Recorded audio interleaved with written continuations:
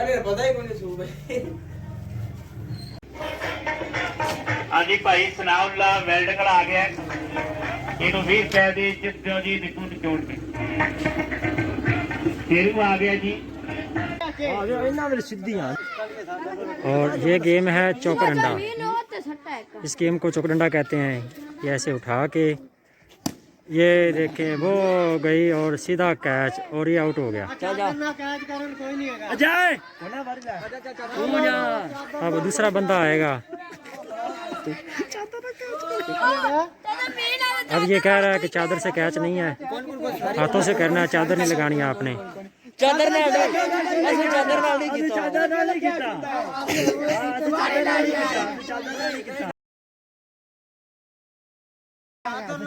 आ मैं चादर नाल नहीं इसे ना से चला जाए चादर नाल होवे ते हां कैच ही होता यार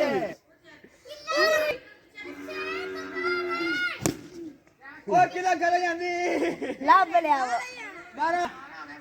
यार ला वो खंबे वाली बाउंड्री है, खंबे के आगे जाएगी जी, चौका छक्का है।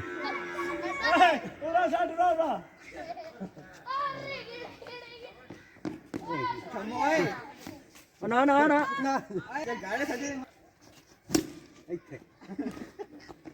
ओ चौका। 16 अच्छा चल चल चल चल चल पठिया वाला हाँ ये सीधी हो गई